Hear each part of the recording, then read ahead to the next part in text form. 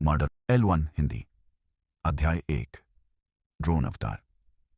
कमरे में यान फेई ड्रोन को ऊपर नीचे उड़ते हुए देख रहा था। उसकी आंखें कौतूहल से भर गईं। अभी भी उसे समझ नहीं आया था कि उसे यह ड्रोन अवतार कैसे मिला। इससे पहले यान फेई ने ऑनलाइन सबसे किफ़ायती डाकोंग ब्रांड का ड्रोन ऑर्डर किया था। ड्रोन तुरंत उसके घर पहुंच गया। जैसे ही यान फेई ने उसके लिए साइन किया और पैकेज खोला, वह गलती से लड़खड़ा गया। उसका सिर ड्रोन से टकरा गया और वह बेहोश हो गया। जब उसकी नींद खुली तो उसने पाया कि ड्रोन उसका अवतार बन चुका था। यह ड्रोन पूरी तरह से काले रंग का था, जिसके ऊपर 4 रोटर थे और बीच में एक गोला था जिसमें एक HD कैमरा लगा था जो 360 डिग्री घूम सकता था। नीचे एक छोटा लंबा सिलेंडर था। ड्रोन की संरचना बहुत ही साधारण थी, जिसमें केवल बुनियादी उड़ान और निगरानी कार्य ही थे। इसका वजन 2 किलोग्राम से भी कम था और इसकी कीमत 800 युआन थी। यह एक शुरुआती स्तर का ड्रोन था। अवतार बन गया तो उसकी हर गतिविधि पूरी तरह से उसके नियंत्रण में थी। बस एक विचार से ड्रोन उसकी चेतना के अनुसार काम करने लगता था। उड़ना, मंडराना, बाएं या दाएं मुड़ना, आगे या पीछे जाना और यहां तक कि बगल में पलटना भी, ये सब इतना सहज था मानो अपनी उंगलियां हिलाना। जब उसने ड्रोन को छूने के लिए हाथ बढ़ाया तो उसे तुरंत ऐसा लगा जैसे वह अपने ही शरीर को छू रहा हो। फिर भी उसने ड्रोन के असली प्लास्टिक शरीर को भी महसूस किया। एक विरोधाभासी लेकिन एकीकृत अनुभूति जिसने उसे मोहित कर लिया। आम ड्रोन मुख्यतः एक रिमोट कंट्रोलर द्वारा नियंत्रित होते हैं, लेकिन ड्रोन अवतार ने यान फेई की चेतना पर काम किया। ड्रोन के साथ आया रिमोट कंट्रोलर पूरी तरह से बेकार हो गया था। वह ड्रोन की उड़ान को बिल्कुल भी प्रभावित नहीं कर सकता था। इसके अलावा ड्रोन पर लगा पूरा रिमोट कंट्रोल सिस्टम गायब हो गया था। ड्रोन केवल यान फेई के आदेशों का पालन कर रहा था। यान फेई ने ड्रोन को हवा में लटकाकर ध्यान से देखा, जबकि ड्रोन अवतार अपने HD कैमरे से यान फेई के शरीर पर नजर रख रहा था। यान फेई के मन में 2 छवियां उभरीं, एक ड्रोन के कैमरे से और एक उसकी अपनी आंखों से। एक ही विचार से मुख्य परिप्रेक्ष्य ड्रोन अवतार पर केंद्रित हो गया। HD कैमरे में उसका शरीर उत्सुकता से ड्रोन को देख रहा था। छवि एकदम साफ थी। इससे पहले उसने खुद को इतने ध्यान से कभी नहीं देखा था। उसके सिर का ऊपरी हिस्सा, उसकी खोपड़ी का पिछला हिस्सा और उसकी पीठ, जो आमतौर पर दर्पण में दिखाई नहीं देते, सब साफ दिखाई दे रहे थे। एक और विचार के साथ मुख्य परिप्रेक्ष्य तेजी से उसके शरीर पर केंद्रित हो गया और उसने ड्रोन को अपने सामने मंडराते देखा। इसके अलावा अगर यान फेई चाहे तो वह एक साथ दोनों दृष्टिकोण साझा कर सकता था। अपने शरीर और ड्रोन अवतार दोनों को एक साथ देख सकता था। यह एहसास थोड़ा डरावना था और शुरुआत में उसे थोड़ा विचलित सा महसूस हुआ, मानो उसे सिजोफ्रेनिया हो गया हो। हालांकि वह जल्दी ही इसका आदी हो गया और दोनों दृष्टिकोणों के बीच सह अस्तित्व और बदलाव करने की विधि में पूरी तरह से निपुण हो गया। ड्रोन अवतार की असली अनुभूति को महसूस करते हुए यान फेई कुछ उत्साहित हुआ। उसने पहले भी कई ऑनलाइन फंतासी उपन्यास पढ़े थे।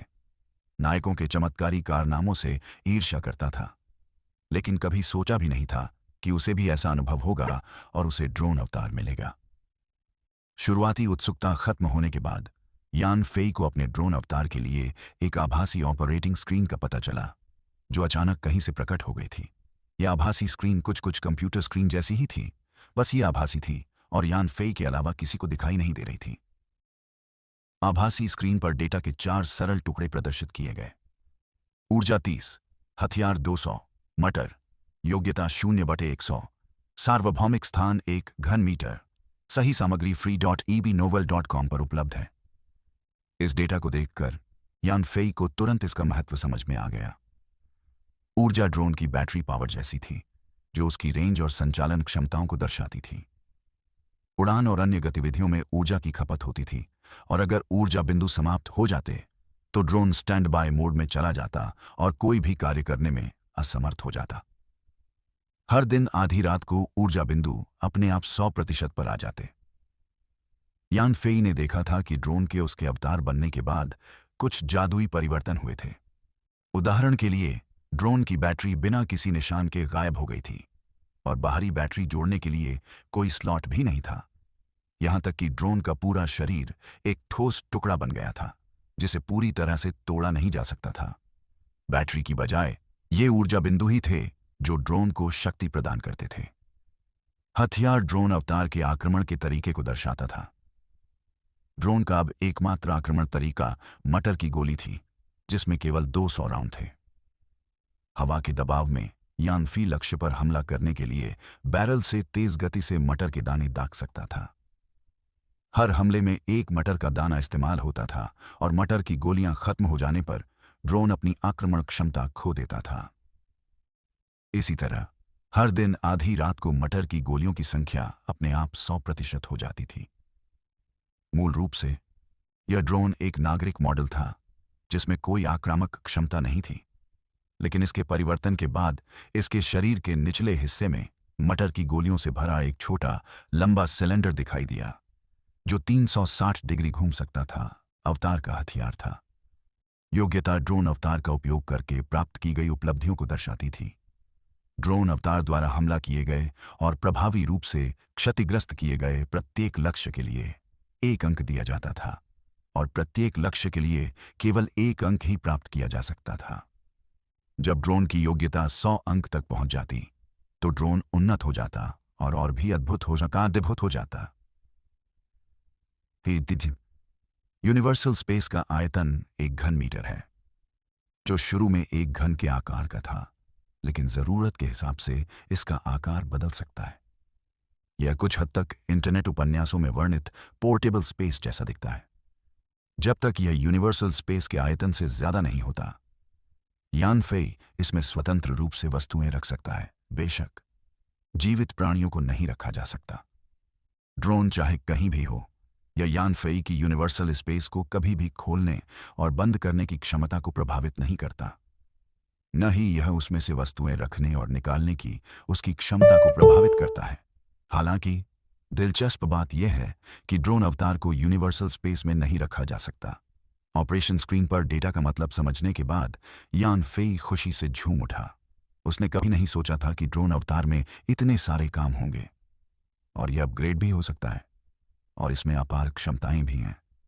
हालांकि ड्रोन अवतार का आकार अभी सिर्फ 2 किलोग्राम था और देखने में साधारण लग रहा था, लेकिन अपग्रेड होने के बाद कौन जाने यह एक भयावह अस्तित्व में बदल जाए। लेकिन यानफेई को शिकायत इस बात से हुई कि ड्रोन अवतार का हमला करने वाला हथियार मटर निकला, वो भी सिर्फ 200। ऐसे हथियार में कैसी आक्रमण शक्ति हो सकती है? ऐसे हथियारों के साथ वह मेरिट पॉइंट कैसे कमा सकता था? जब उसके पास सब्जियां कम पड़ रही हों, तो क्या उसे उन 200 मटरों को मारकर सूप बनाना चाहिए? फिलहाल उसे सिर्फ यूनिवर्सल स्पेस ही थोड़ा काम का लगा। छोटा होने के बावजूद वह एक पोर्टेबल स्पेस ही था। बस यूनिवर्सल स्पेस में यूनिवर्सल शब्द क्यों है? यह किसके साथ यूनिवर्सल है? ड्रोन को यूनिवर्सल स्पेस में क्यों नहीं रखा जा सकता? यानफेई शिकायत तो कर रहा था, पर फिर भी अंदर से बहुत खुश था। ड्रोन अवतार पाना अवैज्ञानिक, यहां तक कि बेतुका लग रहा था, लेकिन क्या दुनिया हर समय अवैज्ञानिक घटनाओं से भरी नहीं रहती? इंटरनेट उपन्यासों में किस नायक के कारनामे बेतुके नहीं होते? कम से कम इंटरनेट उपन्यासों में नायक द्वारा किसी न किसी अवतार को पाने की कहानियां एक मिसाल तो कायम करती ही हैं। ड्रोन अवतार के कार्यों को समझने के बाद यानफेई को एक और चीज का पता चला जिससे वह और भी ज्यादा खुश हुआ। वह यह कि जब उसने ड्रोन अवतार प्राप्त किया तो एक रहस्यमय शक्ति ने ड्रोन में उत्परिवर्तन उत्पन्न किया और उसका अपना शरीर भी इस रहस्यमय शक्ति के संपर्क में आया। इस रहस्यमय शक्ति ने उसके शरीर का रूपांतरण कर दिया, जिससे उसमें अद्भुत वृद्धि हुई। इस रहस्यमय शक्ति द्वारा यह रूपांतरण मौन और त्वरित था, और यानफेई को यह एहसास होने से पहले ही पूरा हो गया कि क्या हो रहा है। पहले यानफेई की लंबाई 178 सेंटीमीटर और वजन सिर्फ 70 किलोग्राम था, जिससे वह थोड़ा दुबला पतला दिखता था। अब हालांकि उसकी लंबाई अभी भी 178 सेंटीमीटर थी, उसका वजन बढ़कर 80 किलोग्राम हो गया था। रहस्यमय शक्ति के प्रभाव से उसके शरीर में अचानक काफी मांसपेशियां आ गईं, जिससे उसकी ताकत में काफी इजाफा हो गया। उसके अपने अनुमान के अनुसार उसके शरीर का बल कम से कम दोगुना हो गया था। उसी समय यान फेई के शरीर में धीरे धीरे कुछ अजीबोगरीब बदलाव हो रहे थे। इन बदलावों से उसकी क्षमताएं धीरे धीरे बेहतर हो रही थीं, लेकिन ये बदलाव बहुत धीमे थे। यह समझने के लिए कि वास्तव में क्या हो रहा था और ये यान फेई में क्या बदलाव लाएंगे, दीर्घकालिक अवलोकन की आवश्यकता थी। संक्षेप में, ड्रोन अवतार प्राप्त करने के बाद यान फेई की शारीरिक स्थिति में पहले की तुलना में कम से कम 2 गुना सुधार हुआ। यान फेई ने अपने शरीर में एक शक्तिशाली शक्ति का उदय होते हुए महसूस किया और रोमांचित हो गया। उसकी उंगलियां अनजाने में एक चाय के प्याले को छू गईं और एक विचार के साथ चाय का प्याला विश्वव्यापी अंतरिक्ष में संग्रहित हो गया, जिसके बाद उसने विश्वव्यापी अंतरिक्ष के भीतर चाय के प्याले को देखा। एक और विचार के साथ चाय के प्याले पर ध्यान केंद्रित करते हुए वह फिर से उसके हाथ में प्रकट हो गया, बिंबे प्रकट हो गया। फिर उसकी रुचि जागृत हुई और उसने कमरे से छोटी छोटी वस्तुओं को विश्वव्यापी अंतरिक्ष में संग्रहित करना शुरू कर दिया और फिर उन्हें वापस निकाल लिया, अंदर बाहर, जब तक कि उसे वस्तुओं को संग्रहित करने और पुनः प्राप्त करने की विधि में पूरी तरह से महारत हासिल नहीं हो गई। FRE+EWebNov.com। इस प्रक्रिया के दौरान यान फेई की आध्यात्मिक शक्ति का केवल थोड़ा सा ही उपभोग हुआ, जिससे उसे थोड़ी थकान हुई जो जल्दी ही ठीक हो गई। इसका मतलब था कि जब तक यान फेई लगातार सार्वभौमिक अंतरिक्ष में बड़ी वस्तुएं जमा नहीं करता, वह लगभग अनिश्चित काल तक उसमें वस्तुएं जमा और निकाल सकता था। यान फेई को बस यही बात हैरान कर रही थी कि ड्रोन की वर्चुअल ऑपरेटिंग स्क्रीन पर यह स्पष्ट रूप से निजी पोर्टेबल स्पेस क्यों दिखाई दे रहा था और इसे यूनिवर्सल स्पेस भी क्यों कहा जा रहा था। यूनिवर्सल किसके लिए? वर्चुअल ऑपरेटिंग स्क्रीन से कोई जवाब नहीं मिला और वह बाद में ही इस पर गौर करने का फैसला कर सका। ब्रह्मांडीय अंतरिक्ष का अध्ययन करने के बाद यान फी ने ड्रोन अवतार के हथियार का अवलोकन करना शुरू किया। अजीब बात यह थी कि वह बाहर से मटर की बंदूक की नाल देख सकता था और अंदर मटर की गोलियों की मौजूदगी का एहसास कर सकता था, लेकिन यही बात हैरान कर रही थी कि ड्रोन की वर्चुअल ऑपरेटिंग स्क्रीन पर यह स्पष्ट रूप से निजी पोर्टेबल स्पेस क्यों दिखाई दे रहा था और इसे यूनिवर्सल स्पेस भी क्यों कहा जा रहा था। यूनिवर्सल किसके लिए? वर्चुअल ऑपरेटिंग स्क्रीन से कोई जवाब नहीं मिला और वह बाद में ही इस पर गौर करने का फैसला कर सका। ब्रह्मांडीय अंतरिक्ष का अध्ययन करने के बाद यान फी ने ड्रोन अवतार के हथियार का अवलोकन करना शुरू किया। अजीब बात यह थी कि वह बाहर से मटर की बंदूक की नाल देख सकता था और अंदर मटर की गोलियों की मौजूदगी का एहसास कर सकता था, लेकिन मटर की गोलियों को बाहर से नहीं देख सकता था या उन्हें हाथ से नहीं जोड़ सकता था। वह मटर की बंदूक की नाल को अपनी इच्छानुसार घुमा सकता था। बस एक विचार से नाल वांछित स्थिति में चली जाती थी। जब वह किसी लक्ष्य के बारे में सोचता तो मटर की गोलियां फायर करना शुरू कर देती। यान फेई ने दीवार पर मटर की गोलियां चलानी शुरू कर दी। शुरुआत में वह ठीक से निशाना नहीं लगा पा रहा था और निशाना चूक रहा था। धीरे धीरे इस कला में महारत हासिल करने के बाद उसकी मारक क्षमता बढ़ने लगी। पहले उसे लगता था कि मटर की गोलियां ज्यादा शक्तिशाली नहीं होती, लेकिन हैरानी की बात यह थी कि हालांकि वे किसी को मार नहीं सकती, फिर भी उनसे लगना काफी दर्दनाक था। अपनी शक्ति परीक्षण के दौरान वह दर्द से उछल पड़ा था। तभी उसे मटर की गोलियों की ताकत का एहसास हुआ।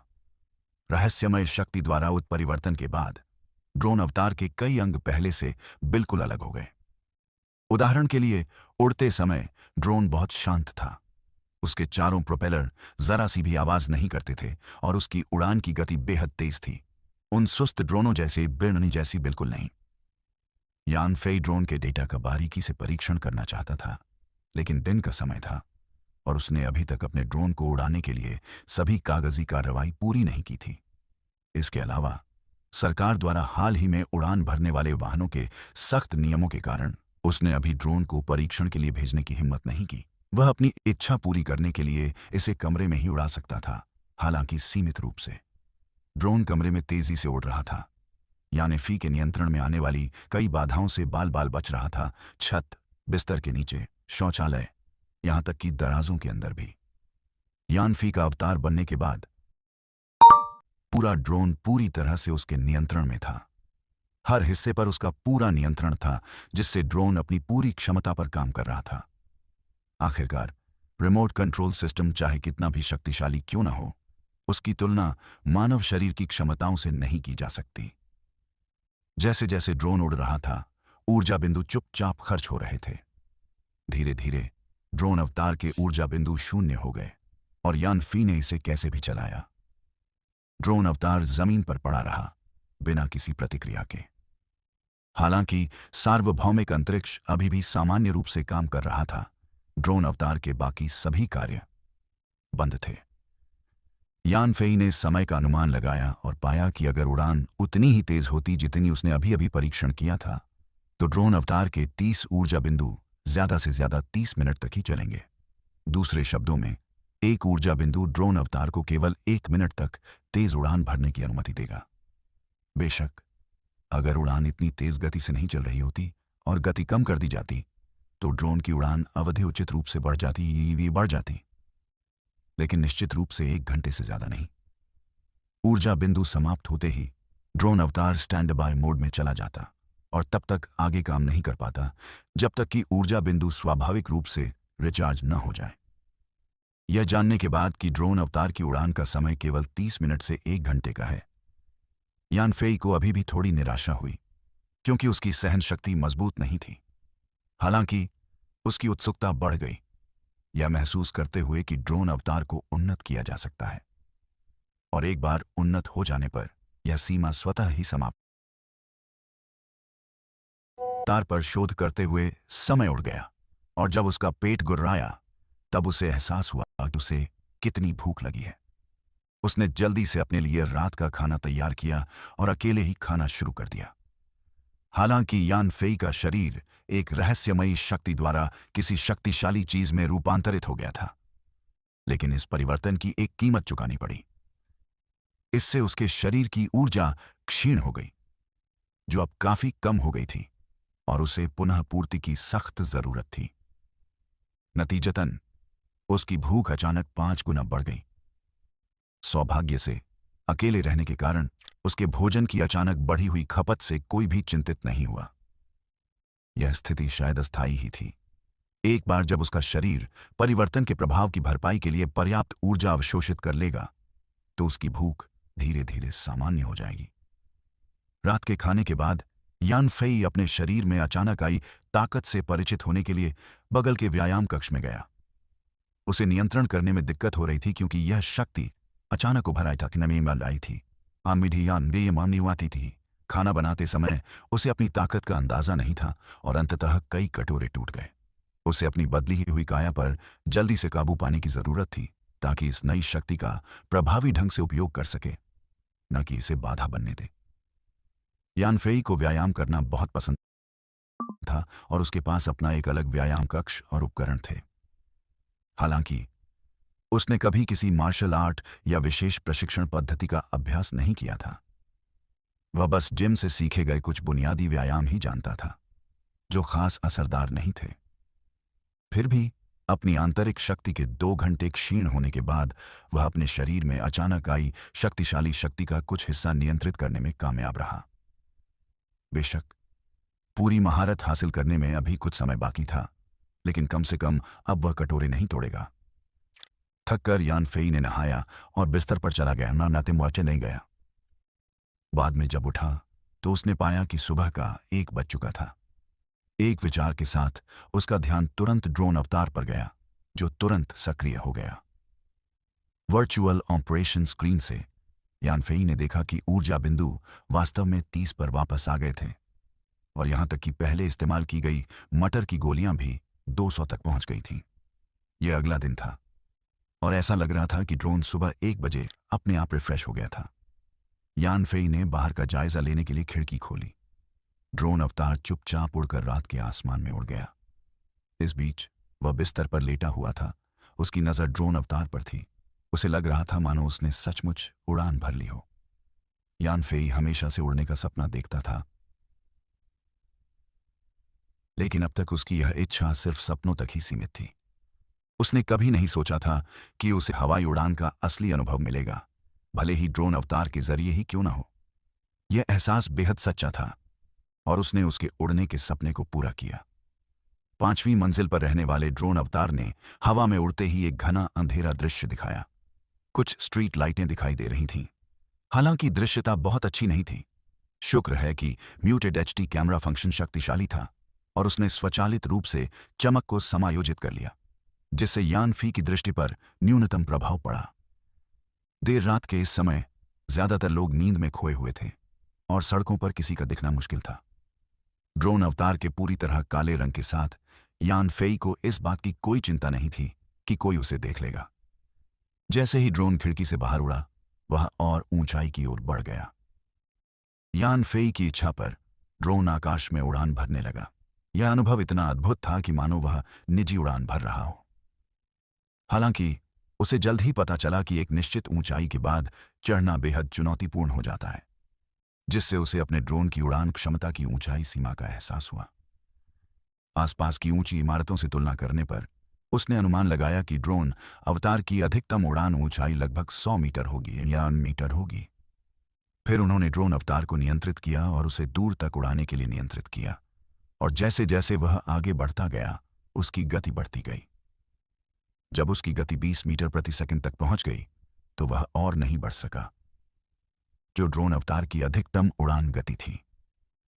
किलोमीटर में यह 72 किलोमीटर प्रति घंटा था, जो बड़े नागरिक ड्रोनों के बराबर की गति थी। जैसे जैसे ड्रोन अवतार उड़ता रहा और कुछ दूरी तय करता रहा, यान फेई को लगा कि उस पर उसका नियंत्रण अचानक कमजोर पड़ गया है। उसे तुरंत समझ आ गया कि वह अपने नियंत्रण की अधिकतम सीमा तक पहुंच गया है। आसपास की इमारतों और जमीन को संदर्भ बिंदु मानकर उसने मोटे तौर पर अनुमान लगाया कि उसके ड्रोन अवतार पर नियंत्रण की प्रभावी सीमा लगभग 1 किलोमीटर है। इससे ज्यादा दूरी पर यह उसके शरीर से संपर्क खो सकता था।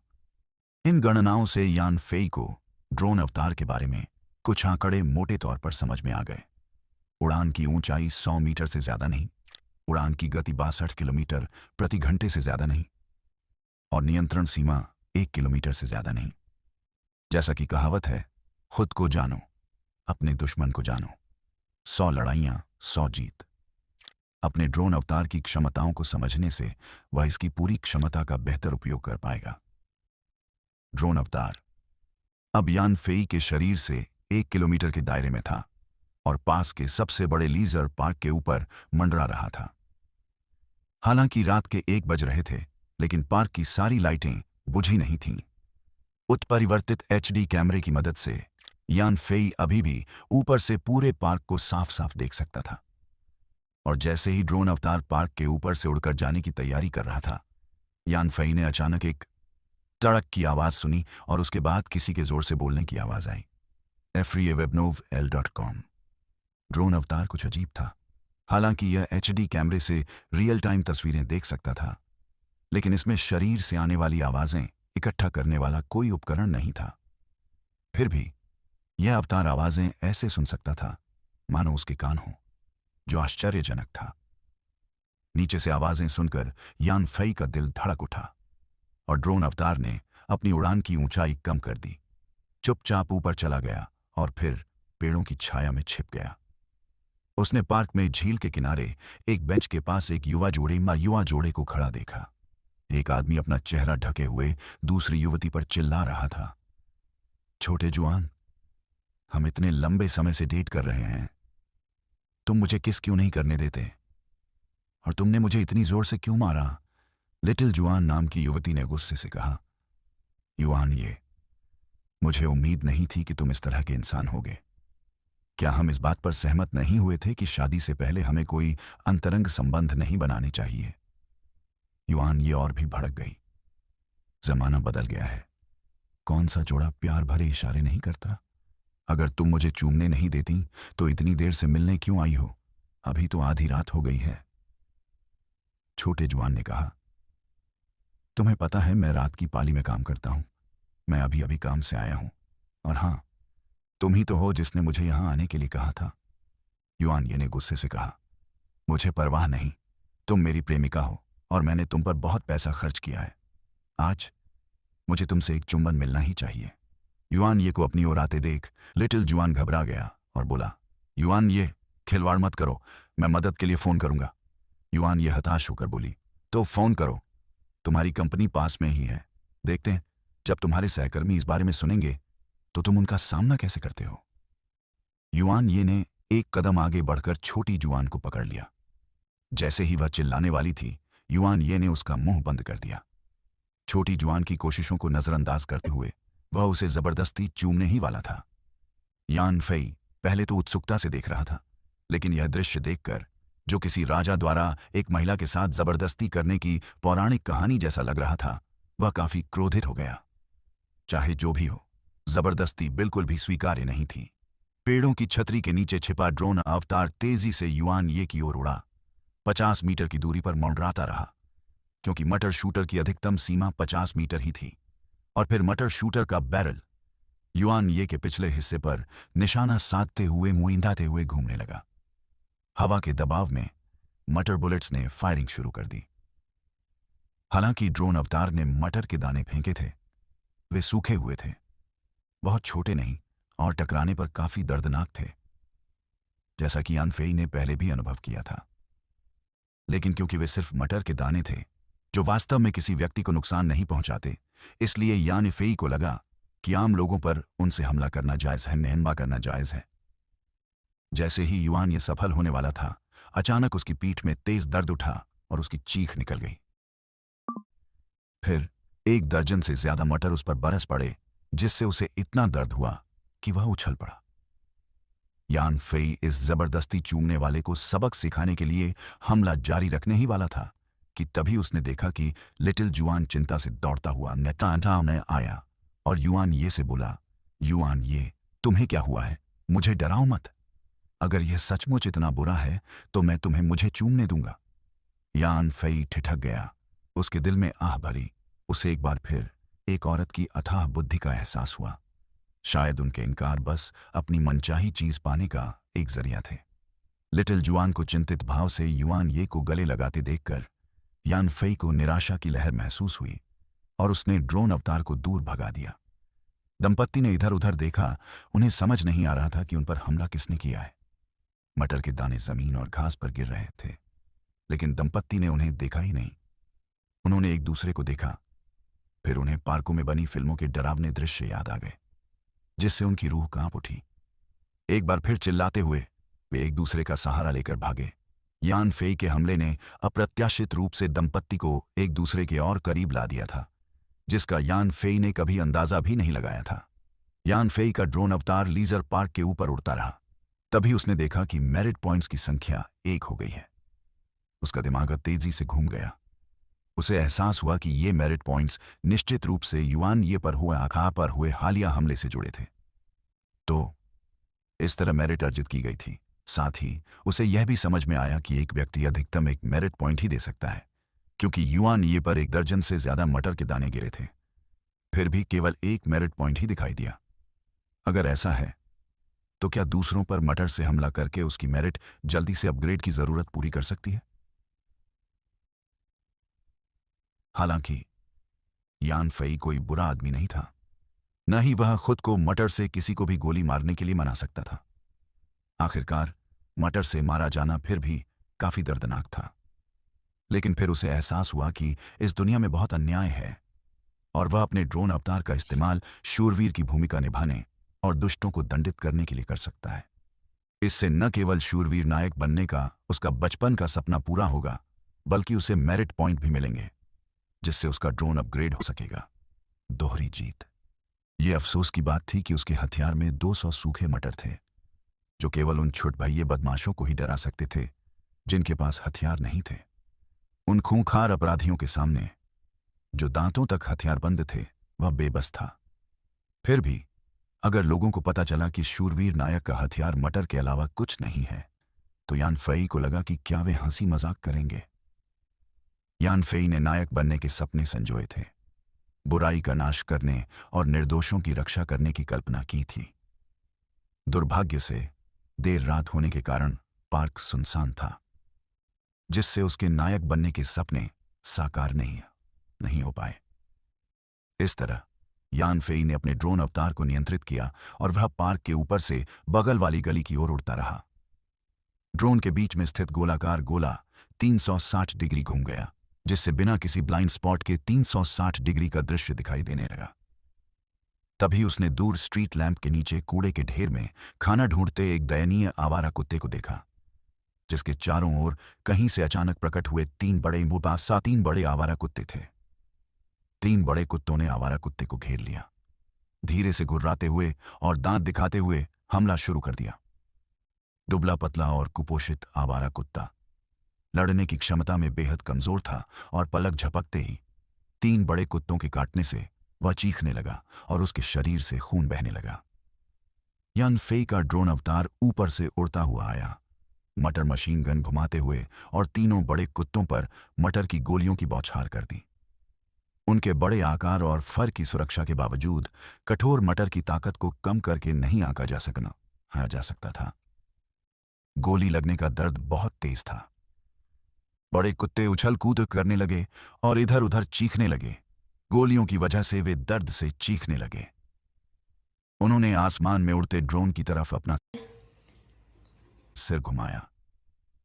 उनकी आंखों से एक भयानक रोशनी निकल रही थी और वे मानव रहित विमान पर जोर से दहाड़ रहे थे। यान फेई ने बंदूक की नली घुमाई और मटर की गोलियों के कई और राउंड दागे, जो तीनों बड़े कुत्तों को सीधे लगे। कुत्ते दयनीय स्वर में रोने लगे और भौंकने की हिम्मत न होने पर एक दूसरे को देखते ही दुम दबाकर भाग गए। आवारा कुत्ते ने भयभीत दृष्टि से ऊपर ड्रोन को देखा, अपने घावों की देखभाल किए बिना एक क्षण के लिए हिचकिचाया और फिर वह भी भाग गया। यान फेई मन ही मन व्यंग्यपूर्वक हंसा, यह सोचकर कि आखिरकार वह एक शूरवीर व्यक्ति माना जाएगा।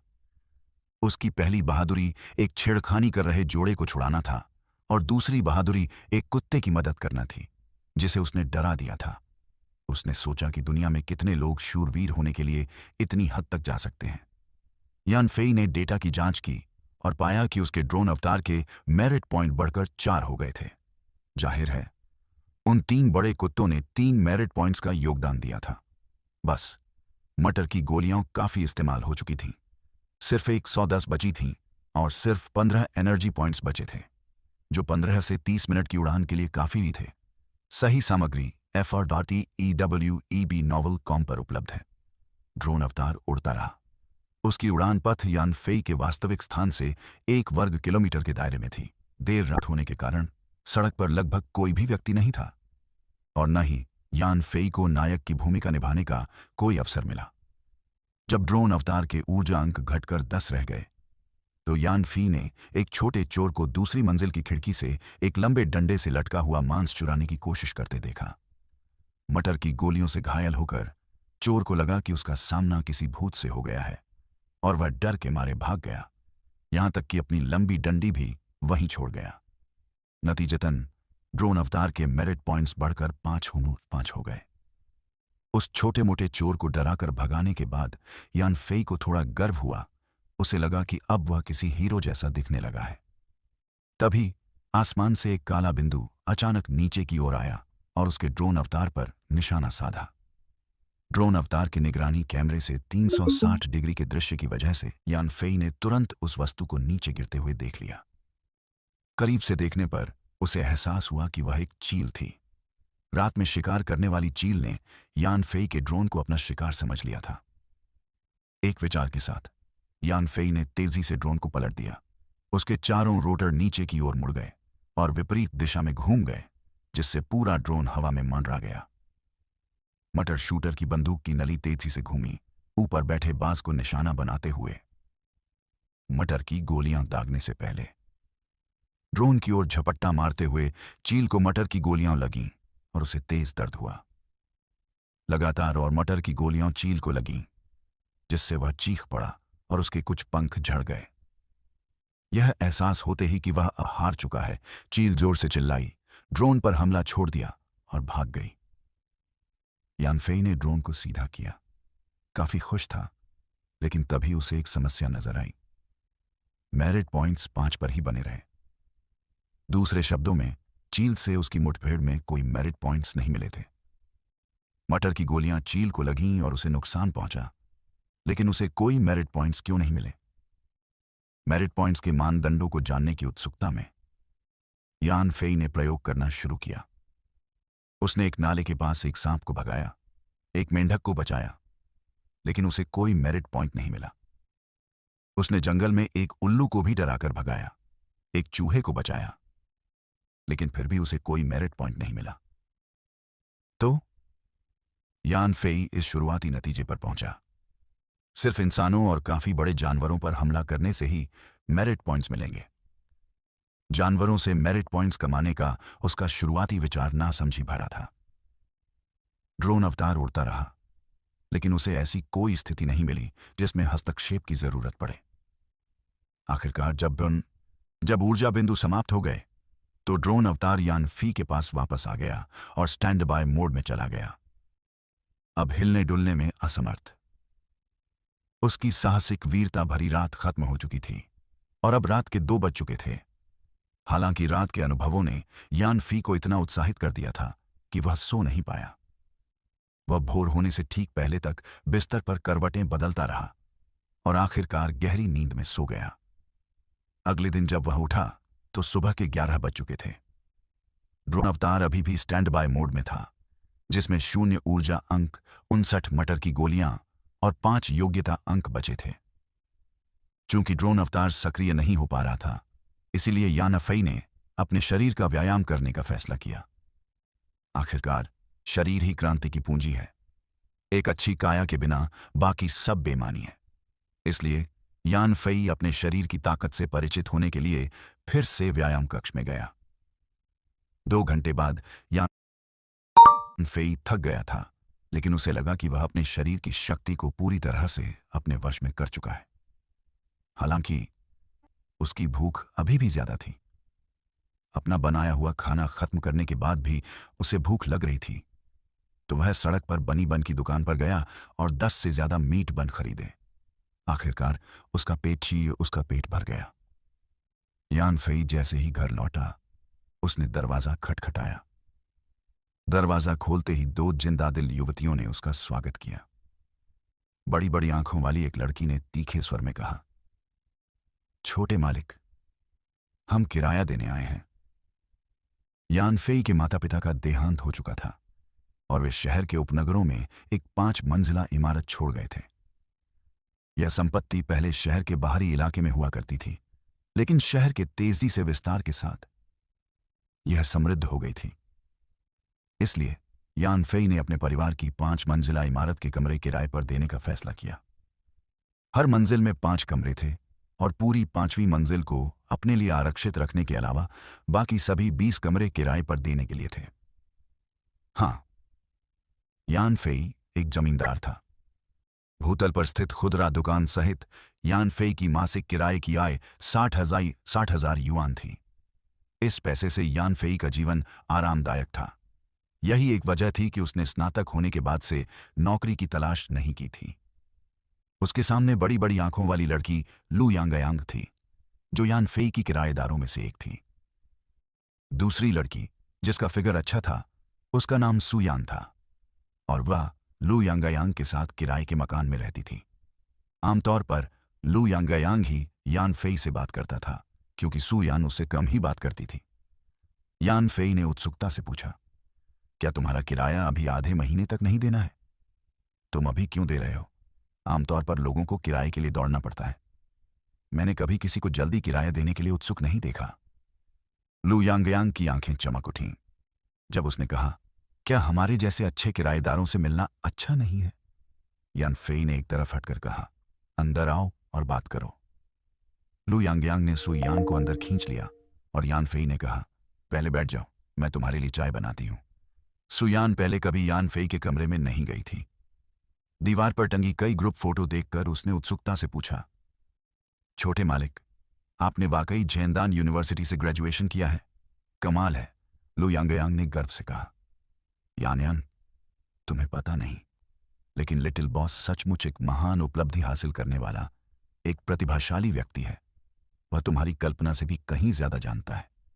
यान फेई ने विनम्रता से उत्तर दिया, बिल्कुल नहीं, मैं बिल्कुल साधारण हूं, किसी भी तरह से कोई जीनियस नहीं। मेरे सहपाठी असली जीनियस हैं।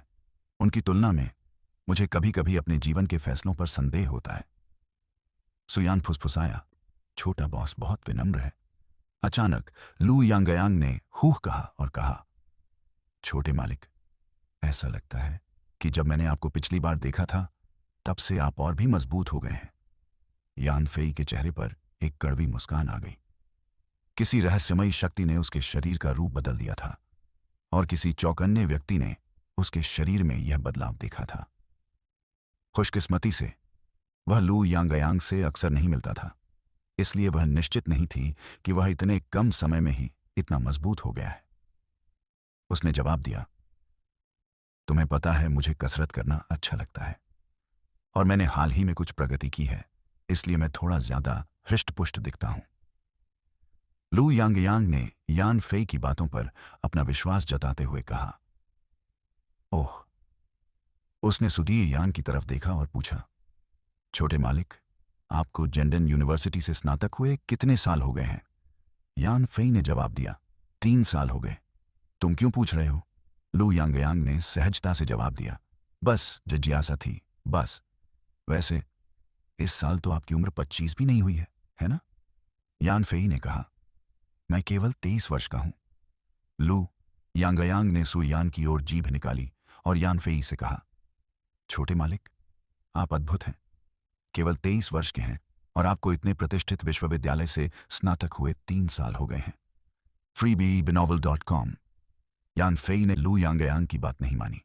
इसके बजाय उसने ताजी बनी चाय उनके सामने रखते हुए कहा, चलिए मुद्दे पर आते हैं। असली वजह कि आप आज यहां क्यों हैं?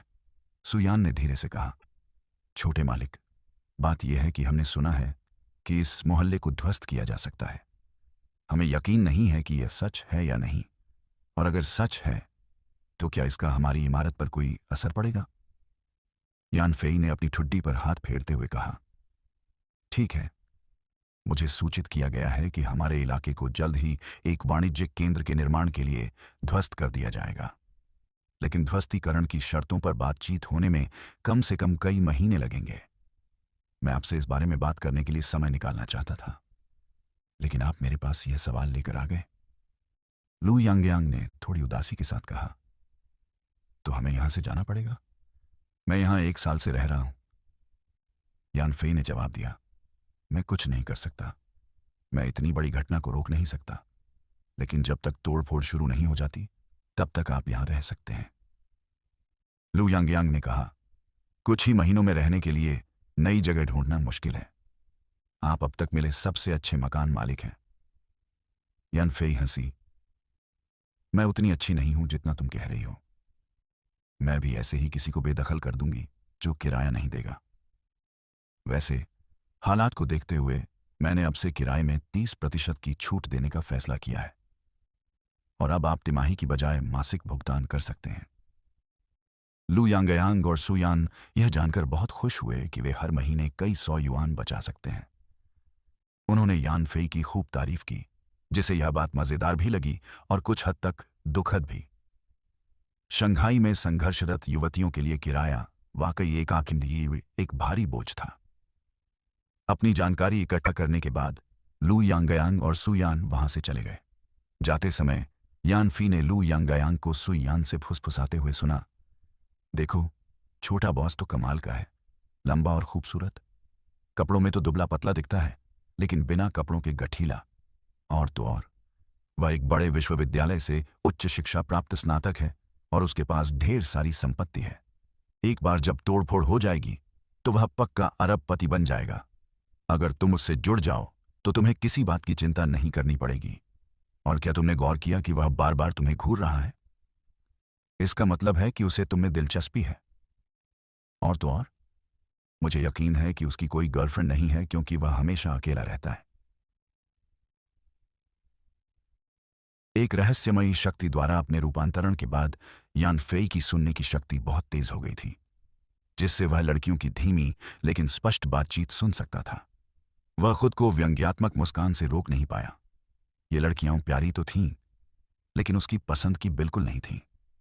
शाम को यान फेई की नजरें अपने ड्रोन अवतार की आभासी स्क्रीन पर गड़ी रहीं। जैसे ही घड़ी में आधी रात हुई, आभासी ऑपरेटिंग स्क्रीन तेजी से रिफ्रेश हो गई। ड्रोन फिर से चालू हो गया। उसके ऊर्जा बिंदु 30 पर वापस आ गए और मटर की गोलियां 200 पर फिर से भर गईं। कुछ भी असामान्य नहीं देखा। खिड़की खोली, दृश्य बदला और ड्रोन को एक बार फिर। एक रात गुजारने के बाद यान फेई का ड्रोन नियंत्रित करने का कौशल काफी निखर गया था। ड्रोन मानो उसके अपने शरीर का ही एक हिस्सा हो।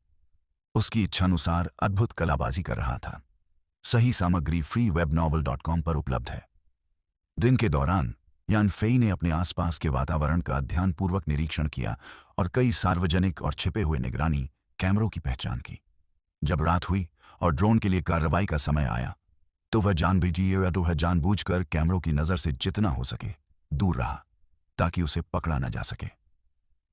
ड्रोन अवतार पास के पार्क में लौट आया और ड्रोन के कैमरे के 360 डिग्री दृश्य क्षेत्र और उसकी बेहतरीन प्रकाश तकनीक की बदौलत यान फेई का नजरिया बेहद व्यापक था। रात होने के बावजूद वह अभी भी वहां चल रही कई गतिविधियों को देख पा रहा था। तड़के पार्क में भीड़ कम थी, लेकिन झील के किनारे 3 लोग चुपके से घूम रहे थे। ये लोग 30-30 साल के थे। हर एक की पीठ पर बैटरी थी, हाथ में धातु की एक जांच मशीन थी, प्लास्टिक के वाटरप्रूफ कपड़े पहने हुए थे और उनमें से एक के हाथ में एक बड़ा जाल भी था। यान फेई बहुत उत्सुक था। उसने ड्रोन को झील के किनारे एक पेड़ की छाया में छिपा दिया और चुपचाप उन 3 अजीब और गरीब पोशाक पहने लोगों को देखता रहा। सोच रहा था कि आखिर ये कर क्या रहे हैं। फिर उसने देखा कि तीनों झील के किनारे अपने हाथों में पकड़े धातु के प्रोब से बैटरियां जोड़ने में व्यस्त थे। उनमें से एक ने बैटरी का स्विच दबाया और धातु के प्रोब पर नीली बिजली की एक चमक दिखाई दी। साथ ही एक कड़क की आवाज भी आई। नेता ने सिर हिलाया और कहा, बुरा नहीं है, इस बार बैटरी की शक्ति पर्याप्त है। हमें आज रात निश्चित रूप से कोई समस्या नहीं होगी। frtevibino.vl.com। एक और आदमी झिझकते हुए बोला, तीसरे भाई, मुझे अब भी लगता है कि यह सही नहीं है। इस पार्क की मछलियां सबके लिए मुफ्त में खाने के लिए हैं। अगर हम उन्हें बिजली से बेहोश करके बेचते हैं तो क्या यह थोड़ा अनैतिक नहीं है? तीसरे भाई के जवाब देने से पहले ही उनमें से एक और आदमी ने असंतुष्ट होकर कहा, 7 साले, तुम तो बहुत नेक काम कर रहे हो। मैं तो तुम्हें पहचान ही नहीं पाया। तुमने तो खुद भी आमतौर पर कोई नेक काम नहीं किया, तो आज अचानक इतना ज़मीर क्यों जगा? तीसरे भाई ने उन्हें चुप कराया और कहा, चुप रहो, अब और बहस मत करो। यहां की मछलियां जरूरत से ज्यादा खिलाई जाती हैं और बहुत बड़ी हैं। उन्हें यहां छोड़ना बेकार है। अगर दूसरे उन्हें पकड़कर नहीं खाएंगे तो हम क्यों नहीं पकड़कर बेच सकते? ओल्ड 7 ने टिप्पणी की, तीसरे भाई, यहां ज्यादातर मछलियां सुनहरी मछलियां हैं जो सजावटी होती हैं। मुझे डर है कि शायद वे बिके नहीं, बिके नहीं। तीसरे भाई ने जवाब दिया, यहां ग्रास कार्प और कार्प भी हैं और वे भी काफी बड़े हैं। मैंने दिन में इस इलाके का जायजा लिया है और चूंकि हम यहां आ ही गए हैं तो पहले उन्हें बिजली से मार देते हैं। अगर हमें सजावटी सुनहरी मछलियां मिल जाएं तो हम उन्हें खाने के लिए घर ले जा सकते हैं। तभी यान फेई को एहसास हुआ कि ये तीनों शिकारी थे जो बिजली से मछली पकड़ने में माहिर थे। वह उनकी रचनात्मकता की प्रशंसा किए बिना नहीं रह सका। इन पार्कों की मछलियां मूक थीं और इंसानों से नहीं डरती थीं। उनके शरीर काफी बड़े थे, फिर भी किसी ने उन्हें पकड़कर बेचने के बारे में कभी नहीं सोचा। ये तीनों इस विचार के पीछे प्रतिभाशाली थे। अब उनके इरादों को भांपकर यान फेई ने स्वाभाविक रूप से उन्हें मछली पकड़ने की इजाजत नहीं दी। उसने ड्रोन को पेड़ों की छाया में छिपे उनके करीब पहुंचाया और मटर शूटर से उन पर निशाना साधा। तीनों तैयार होकर पानी में उतरने के लिए कतार में खड़े थे कि अचानक नेता तीसरे भाई को एक मटर की गोली लगी। चीखते हुए उसने अपने हाथ में पकड़ी हुई धातु की जांच गिरा दी जो उसके पीछे खड़े व्यक्ति को लगी। वह व्यक्ति तुरंत सिहर उठा और छटपटाते हुए जमीन पर गिर पड़ा। आखिरी आदमी ओल्ड 7 चौंका और पूछा, तीसरे भाई, आपने लिटिल हुआंग को बिजली का झटका क्यों दिया? इससे पहले कि तीसरा भाई कुछ बोल पाता उसे कई और मटर की गोलियां लगीं। वह उछलकर चिल्लाया, अरे, मुझ पर गोली कौन चला रहा है? ओल्ड 7 हैरान था। उसे समझ नहीं आ रहा था कि तीसरा भाई पागल क्यों हो गया है। अंधेरा था और मटर शूटर ने गोली चलाते समय कोई आवाज नहीं की। चूंकि ड्रोन अवतार पेड़ की छाया में छिपा था, इसीलिए उन्हें उसे देखने का कोई मौका नहीं मिला। यान फेई ने बंदूक घुमाई, कई मटर दागे जो ओल्ड 7 के नितंबों पर लगे। बूढ़े 7 को तेज दर्द हुआ और उसने सहज ही अपने हाथ में पकड़ी बैटरी का स्विच दबा दिया। उसके हाथ में जो धातु की जांच मशीन थी वह झुक गई और संयोग से उसके सामने खड़े तीसरे भाई को छू गई। तीसरे भाई को बिजली का झटका लगा और वह जमीन पर गिर पड़ा। उसका शरीर अकड़ गया और बेकाबू होकर कांपने लगा, यहां तक कि वह आवाज भी नहीं निकाल पा रहा था। तीसरे भाई पर हमला होने और गलती से उसे झटका लगने के बाद बूढ़ा 7 अकेला बचा था। चौंक कर उसने जल्दी से इधर उधर देखा। रात हो चुकी थी। यान फी ने ड्रोन को बड़ी सावधानी से छिपा रखा था और हमले के बाद जमीन पर गिरे मटर के दाने छोटे थे, इसीलिए बूढ़ा 7 बिल्कुल भी नहीं समझ पा रहा था कि उन पर हमला कौन या क्या कर रहा है। झील की काली सतह को देखते हुए ओल्ड 7 को अचानक एक शहरी कहानी याद आ गई, जिसमें एक यान फेई अपने मेरिट पॉइंट्स में 3 अंकों की वृद्धि देखकर खुश हुआ। उसके कुल मेरिट पॉइंट्स 8 हो गए थे, यानी इन तीनों में से प्रत्येक ने एक एक मेरिट पॉइंट का योगदान दिया था। इस हमले ने न केवल तीनों को मछलियां चुराने से रोका, बल्कि उसे 3 मेरिट पॉइंट्स भी मिले, जिससे उसकी पहली जीत दर्ज हुई। ओल्ड 7 के भागने से काफी शोर मच गया और कुछ ही देर बाद पार्क प्रबंधन कर्मचारियों ने इस शोर को नोटिस किया और झील के किनारे की ओर चल पड़े। परेशानी से बचने के लिए यान फेई ने भी अपने ड्रोन को पार्क से दूर कर दिया। अगली बार यान फेई को उम्मीद थी कि उसे एक और मौका मिलेगा जब वह निगरानी न्याय का काम करेगा, लेकिन उसे निराशा हुई जब उसने देखा कि आसपास का माहौल बिल्कुल शांत था। हालांकि सड़क पर पैदल यात्री थे। युवक कूदने ही वाला था कि अचानक अंधेरे से कई मटर की गोलियां निकलकर उस पर लगीं। मटर की गोलियों का दर्द असहनीय था। सहज ही उसने अपना पैर पीछे खींच लिया और अपने हाथ से हमले को रोक लिया। यान फेई ने मटर की बंदूक की नाल के कोण को नियंत्रित किया, महत्वपूर्ण क्षेत्रों को बचाते हुए, और उस युवक पर फिर से हमला किया। वह व्यक्ति मटर की गोलियों के प्रहार का सामना करने में पूरी तरह असमर्थ था और दर्द से कराह रहा था। मटर की गोलियों से बचने के लिए उसे लगातार पीछे हटना पड़ा, जब तक कि वह इमारत में वापस नहीं आ गया और अपने पीछे का दरवाजा बंद नहीं कर लिया और मटर की गोलियों के लगातार हमले से बच निकला। यान फेई बहुत खुश होकर देख रहा था। यह सोचना बेतुका था कि जो इतना दर्द भी नहीं सह सकता। उसने उस आदमी को, जिसका चेहरा पीला पड़ गया था और जो अपने जूते पहने हुए था, वहां से जाते हुए देखा। जाते हुए वह उन जगहों को रगड़ता रहा जहां मटर की गोलियां उसे लगी थीं। जब ड्रोन ऊर्जा अंक कम होने के कारण स्टैंड बाय मोड में चला गया, तो उस शाम यान फेई ने कुल 4 मेरिट पॉइंट अर्जित किए। 3 मछलियां चुराने वाले तिकड़ी से और एक कूदने वाले आदमी से। पिछली रात के 5 पॉइंट जोड़ने पर ड्रोन के मेरिट पॉइंट कुल 9 हो गए थे। 2 दिनों में 9 मेरिट पॉइंट अर्जित करने के बाद यान फेई अपनी प्रगति से काफी संतुष्ट था। अगर वह इसी गति से आगे बढ़ता रहा तो उसे ड्रोन अवतार को अपग्रेड के लिए पर्याप्त मेरिट पॉइंट्स जमा करने में 1 महीने की जरूरत नहीं पड़ेगी। वह बस यही सोच रहा था कि अपग्रेड के बाद ड्रोन क्या बदल जाएगा। अगले दिन क्षेत्र के आसन्न विध्वंस की खबर और अधिक फैल गई, जिससे अधिक से अधिक किराएदार जानकारी के लिए यान फेई के पास आने लगे, जिसे उन्होंने लू यांगयांग के साथ पहले से चर्चा की गई शर्तों के अनुसार संतुष्ट कर दिया। सरकार इस मोहल्ले को एक व्यावसायिक जिले के रूप में विकसित करने की योजना बना रही थी और यान फेई को इस विचार से कोई आपत्ति नहीं थी, बशर्ते परिस्थितियां अनुकूल हों। यह घर उसके माता पिता द्वारा छोड़ी गई एकमात्र चीज थी और उसे इसे छोड़ने में थोड़ी हिचकिचाहट हो सकती थी, लेकिन यह एक अपरिहार्य प्रवृत्ति थी और यान फेई के पास इसे बदलने की कोई शक्ति नहीं थी। आसन्न विध्वंस के बारे में जानकर उस क्षेत्र के अन्य मकान मालिक बहुत खुश हुए। आखिरकार यह शंघाई था, चीन का सबसे आर्थिक रूप से विकसित क्षेत्र, जहां संपत्ति की कीमतें पहले ही अविश्वसनीय ऊंचाई तक पहुंच चुकी थीं। हालांकि इसे पारंपरिक रूप से शहरी क्षेत्र का हिस्सा नहीं माना जाता था, फिर भी यह अच्छी तरह से जुड़ा हुआ और चहल पहल से भरा था। विध्वंस के लिए उन्हें मिलने वाले भारी मुआवजे के बारे में सोचना ही रोमांचक था। उस पैसे से वे हमेशा के लिए नौकरी छोड़ सकते थे। जो लोग आलस्य का जीवन जीते थे, उनके लिए विध्वंस आसमान से गिरते हुए केक जैसा था, जो उनके लिए बिल्कुल उपयुक्त था। यान फेई ने उदासीन भाव से इन सारी गतिविधियों को देखा। दिन में वह जिम में प्रशिक्षण लेता था, अपनी अर्जित शक्ति का उपयोग करता था, जबकि रात में वह आस पड़ोस में ड्रोन अवतार उड़ाकर निगरानी न्याय के कार्य करता था।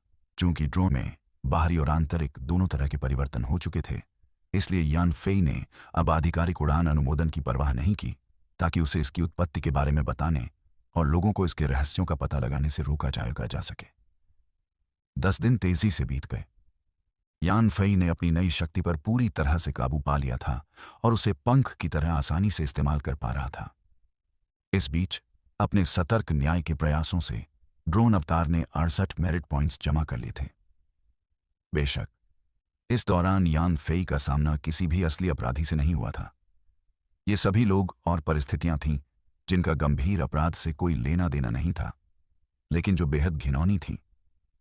जैसे जैसे उन्होंने ड्रोन के मेरिट पॉइंट्स में योगदान दिया, आसपास के इलाके में टेरर पी के बारे में एक नई शहरी किंवदंती उभरी। ड्रोन अवतार की कार्रवाई की सीमा मूल रूप से बहुत बड़ी नहीं थी, केवल 1 वर्ग किलोमीटर की त्रिज्या थी। इसलिए जब यान फेई ने भी आतंक मटर की इस शहरी किंवदंती के बारे में सुना, तो उसे तुरंत एहसास हुआ कि उसके कार्यों के क्या परिणाम हो सकते हैं। मटर की गोलियों से जिन पर हमला हुआ, उनमें से सभी कायर नहीं थे। कुछ ने पुलिस को फोन करके उन पर हमला करने वाले मटर को सबूत के तौर पर पेश किया। पहले तो पास के थाने की पुलिस ने इसे गंभीरता से नहीं लिया, यह सोचकर कि फोन करने वाले मजाक कर रहे हैं। लेकिन जैसे जैसे रिपोर्ट की संख्या बढ़ती गई, पुलिस ने आखिरकार ध्यान दिया और गश्त शुरू कर दी और इलाके की नाकेबंदी कर दी। आसपास पुलिस की निगरानी का पता चलने के कारण ही ड्रोन अवतार और भी ज्यादा सतर्क हो गया, जिससे उसका कार्यक्षेत्र और भी सीमित हो गया। कम दूरी होने के कारण लक्ष्य ढूंढना और भी मुश्किल हो गया। इस समस्या से निपटने के लिए यान फेई ने अपना स्थान बदलने का फैसला किया। freewebno.bevel.com। रात में यान फेई अपनी मिनी वैन, जिसमें ड्रोन भरा एक बक्सा था, शंघाई शहर के पूर्वी हिस्से में ले गया। उसने इंतजार करने के लिए एक सुनसान जगह ढूंढी और आधी रात के बाद शहर के इस हिस्से में न्याय कायम रखने के लिए ड्रोन को छोड़ दिया। यहां आतंक के बारे में कोई किंवदंतियां नहीं थीं, इसलिए कुछ छोटे चोर रात के अंधेरे में प्रकट हो गए, जिससे ड्रोन बार बार कार्रवाई कर सका और एक ही रात में 10 मेरिट पॉइंट्स की अच्छी खासी फसल काट ली। इस इनाम ने यान फेई को बेहद उत्साहित कर दिया। अगले दिन वह मिनी वैन को शहर के पश्चिमी हिस्से में ले गया और ड्रोन को फिर से छोड़ा, जिससे उस रात उसे 9 मेरिट पॉइंट्स मिले। तीसरे दिन शहर के दक्षिणी हिस्से में यान फेई को 7 मेरिट पॉइंट्स मिले। चौथे दिन शहर के उत्तरी हिस्से में उसे 6 मेरिट पॉइंट्स मिले। अब तक उसके ड्रोन मेरिट पॉइंट्स 100 तक पहुंच चुके थे, जो ड्रोन अपग्रेड की जरूरतों को पूरा करते थे। सुबह 1 बजे जब यान फेई उत्साह से घर वापस जा रहा था, तो उसने अपने घर के आंगन में 2 कारें खड़ी देखीं। कई लोग कारों के सामने खड़े होकर ऊबकर धूम्रपान कर रहे थे और सिगरेट के टुकड़ों का ढेर जमीन पर फेंका हुआ था, जो अधीर दिख रहे थे। यान फेई को मिनी वैन से बाहर निकलते देख एक मध्यम आयु वर्ग के व्यक्ति ने तुलना करने के लिए एक तस्वीर निकाली, फिर मुस्कुराते हुए आगे बढ़ा और कहा, श्री यान फेई, नमस्ते, मैं झांग बाओचेंग हूं, आपसे मिलकर खुशी हुई। यान फेई ने उससे हाथ नहीं मिलाया और पूछा, तुम कौन हो? क्या हम एक दूसरे को जानते हैं? झांग बाओचेंग को जरा भी बुरा नहीं लगा। उसने अपना हाथ पीछे खींचा, एक बिजनेस कार्ड दिया और कहा, श्रीमान यान, नमस्ते, हम हांगलू रियल एस्टेट कंपनी से हैं। हम आज यहां मुख्य रूप से श्रीमान यान से आपके घर के अधिग्रहण के बारे में बात करने आए हैं।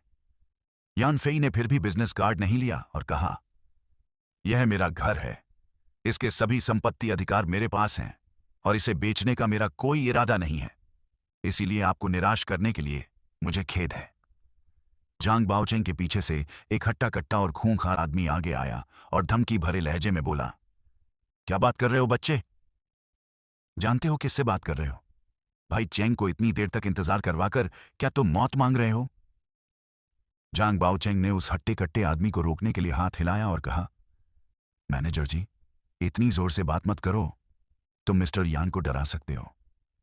वैसे हम माफिया नहीं हैं, इसलिए हमेशा मौत की बात मत करो। फिर वह यान फी की ओर मुड़ा और बोला, मिस्टर यान देखिए, हम वाकई बहुत ईमानदार हैं, वरना हम यहां इतने लंबे समय तक इंतजार नहीं करते। क्या आप हमारी बात भी नहीं सुनेंगे? यान फेई को पता था कि इलाके के स्थानांतरण की खबर पक्की हो चुकी है और उसे समझ आ गया था कि पता नहीं कहां की कोई कंपनी उस जगह को सस्ते में हथियाने की कोशिश कर रही है, लेकिन उसे मौजूदा बाजार मूल्य जानने की उत्सुकता थी। इसलिए उसने पूछा, आप मेरे घर के लिए कितने पैसे देने को तैयार हैं? झांग बाओछिंग मुस्कुराए और बोले, हमने पूरी रिसर्च कर ली है। जब आपका घर बना था तो उसकी कुल लागत 25 लाख युआन थी और इमारत का कुल क्षेत्रफल 1200 वर्ग मीटर है, यानी 2100 युआन प्रति वर्ग मीटर से भी कम। हम 3000 युआन प्रति वर्ग मीटर देने को तैयार हैं, जिससे आपको 900 युआन प्रति वर्ग मीटर का मुनाफा होगा। आपकी क्या राय है? यान फेई आग बबूला हो गया। यह सच था कि उसके घर को बनाने में सिर्फ 25 लाख युआन लगे थे, लेकिन वह 30 साल पहले की बात है। 30 साल पुराने घर की कीमत आज के घर से कैसे तुलना की जा सकती है? इसके अलावा इमारत का क्षेत्रफल भले ही 1200 वर्ग मीटर रहा हो, लेकिन आंगन भी छोटा नहीं था, लगभग 50 वर्ग मीटर या उससे ज्यादा। फिर भी उसकी पूरी तरह से अनदेखी की गई थी। उसका घर किराए पर दिया जाता था, जिससे उसे हर महीने 60,000 युआन का किराया मिलता था, जो सालाना 7 लाख युआन से ज्यादा होता था। इसके अलावा जल्द ही होने वाले स्थानांतरण का मतलब था कि वह अपनी संपत्ति के बदले कम से कम 2000 वर्ग मीटर से ज्यादा का नया घर तो ले ही सकता था। शंघाई में घरों की औसत कीमत 50,000 युआन प्रति वर्ग मीटर से ज्यादा होने के कारण यह रकम 10 करोड़ युआन से ज्यादा होती थी। लेकिन दूसरा पक्ष इसे सिर्फ 36 लाख युआन में खरीदना चाहता था, जो साफ तौर पर लूट थी। यान फेई अंदर ही अंदर गुस्से में था, लेकिन उसने इसे जाहिर नहीं किया और बस उदासीनता से जवाब दिया, यह घर मेरे माता पिता ने मुझे दिया था और मेरे लिए इसका बहुत भावनात्मक महत्व है। मैं इसे नहीं बेचूंगा, इसलिए माफी चाहता हूं। झांग बाओचिंग ने ठंडी खर्राटे भरी और वह हट्टा कट्टा आदमी आगे आया। उसने यान फेई की ओर घमंड से इशारा करते हुए कहा, मिस्टर यान, यह आपके लिए सम्मान की बात है कि हमारे बॉस झांग को आपका घर पसंद आ गया है। अपनी कृतज्ञता का परिचय देते हुए अपनी बात ज्यादा मत कहिए। मैं यहां सब कुछ बता दूंगा। आपका घर निश्चित रूप से बॉस झांग का हो जाएगा, क्योंकि अंततः आप इसे हमें ही बेचेंगे। याद रखिए, हम इसे हर हाल में खरीदेंगे। अगर हम इसे नहीं खरीद पाए तो आप समझ जाएंगे कि हमारा क्रोध कितना भयंकर हो सकता है। अनाय, तभी झांग बाओचेंग ने कहा, यार जी, अच्छे से बात करो। तुम लोगों को धमका क्यों रहे हो? क्या तुम चाहते हो कि दूसरे लोग सोचें कि हम माफिया का हिस्सा हैं? यान फेई ने दोनों आदमियों की नोकझोंक को नजरअंदाज कर दिया और घमंडी सेकंड जी की परवाह न करते हुए वहां से जाने के लिए मुड़ गया। अब समय बदल गया था। यह कानूनी समाज का युग था, जहां माफिया का हिस्सा होने का संदेह होने पर राज्य द्वारा उन पर कड़ी कार्रवाई की जा रही थी। वे इधर उधर भाग रहे थे और पहले की तरह खुलेआम कोई उपद्रव करने की हिम्मत नहीं कर रहे थे। अगर वे कोई कार्रवाई करने की हिम्मत करते तो उनका सामना राज्यतंत्र की शक्तिशाली सत्तावादी ताकत से होता। इसके अलावा यान फेई ने अभी अभी अपना ड्रोन अवतार धारण किया था और अपनी बढ़ी हुई ताकत के साथ वह दूसरे की मौखिक धमकियों से बिल्कुल भी नहीं डरता था। अपने विशाल शरीर वाले सेकंड जी ने तेजी से एक कदम बढ़ाया और यान फेई का रास्ता रोक लिया। अपना कंधा घुमाकर यान फेई की छाती पर मारा। यान फेई ने भी एक तरफ कदम बढ़ाया और अपना कंधा उस भारी भरकम आदमी से टकराया। जब उनके कंधे जोर से टकराए तो एक जोरदार धमाका हुआ। यान फेई थोड़ा लड़खड़ा गया, जबकि सेकंड जी लड़खड़ाकर लगभग गिर पड़ा। उस टक्कर के साथ यान फेई की ताकत साफ तौर पर हावी हो गई। वह रोजाना व्यायाम करता था और अपनी अर्जित ताकत पर उसका पूरा नियंत्रण था। अपनी पहली ही चाल में उसने जीत हासिल कर ली, जिससे उसका आत्मविश्वास काफी बढ़ गया। सेकंड जी हैरान रह गया। उसे उम्मीद नहीं थी कि यान फेई इतना दुबला पतला दिखने के बावजूद इतनी ताकतवर होगी। झिझकते हुए उसने यान फेई को रोकने की फिर कोशिश नहीं की। इस बीच झांग बाओचिंग सदमे और उलझन से भरा चेहरा लिए देख रहा था, जाहिर तौर पर उसे समझ नहीं आ रहा था कि क्या सोचे। जब यान फेई चौथी मंजिल पर पहुंचा तो उसने देखा कि लू यांगयांग और सू यान का दरवाजा थोड़ा सा खुला हुआ था। लू यांगयांग ने कमरे से बाहर निकलकर फुसफुसाया, बॉस, आप ठीक तो हैं? क्या आपको पुलिस बुलाने की जरूरत है? यान फेई ने अपना सिर हिलाया। मैं ठीक हूं, बहुत ठीक हूं, लू यांगयांग ने कहा। ये लोग 8 बजे से ही यहां हैं, नीचे का रास्ता रोके हुए हैं। हर कोई खूंखार और क्रूर दिख रहा है। जाहिर है कि वे यहां परेशानी खड़ी करने आए हैं। बॉस, कृपया सावधान रहें, यान फेई ने मुस्कुराते हुए जवाब दिया। आपकी चिंता के लिए शुक्रिया, लेकिन मैं इसे संभाल लूंगा, मेरी चिंता मत करो। तभी नीचे से किसी कार के इंजन स्टार्ट होने की आवाज आई। यान फेई ने नीचे देखा तो झांग बाओचिंग और सेकंड जी एक कार में बैठकर आंगन से दूर जा रहे थे और बस यूं ही चले गए। अपने कमरे में वापस आकर यान फेई ने अपने ड्रोन अवतार वाला कार्डबोर्ड बॉक्स नीचे रख दिया और मौजूदा हालात पर विचार करने लगा। विध्वंस उत्सव शुरू होने वाला था और तरह तरह के संदिग्ध लोग सक्रिय थे। इस इलाके में उसके परिवार की इमारत का निर्माण क्षेत्र सबसे बड़ा था, जिसकी शुरुआती कीमत 10 करोड़ से ज्यादा आंकी गई थी। इसके अलावा चूंकि वह अपने परिवार में अकेला था और उसका कोई करीबी दोस्त या रिश्तेदार नहीं था, इसलिए वह अनिवार्य रूप से अलग थलग और असुरक्षित और असुरक्षित था। उन लोगों ने उसकी स्थिति की जांच की होगी, यह जानते हुए कि उसका कोई भरोसा करने वाला नहीं है, इसीलिए उन्होंने उसे निशाना बनाया। यान फेई के दिल में एक ठंडी मुस्कान तैर गई। वह कोई आसान शिकार नहीं था और अगर वे सावधान न रहे तो गंभीर रूप से गिर सकते थे। उस पल उसे गहराई से एहसास हुआ कि ताकत हमेशा सबसे जरूरी सुरक्षा कवच होती है। एक बार जब उसके पास पर्याप्त ताकत होगी तो उसे उनकी धमकियों का डर नहीं रहेगा और वह अपने परिवार की इमारत की रक्षा कर सकेगा। यान फेई ने डिब्बा खोला और अपना ड्रोन अवतार निकाला।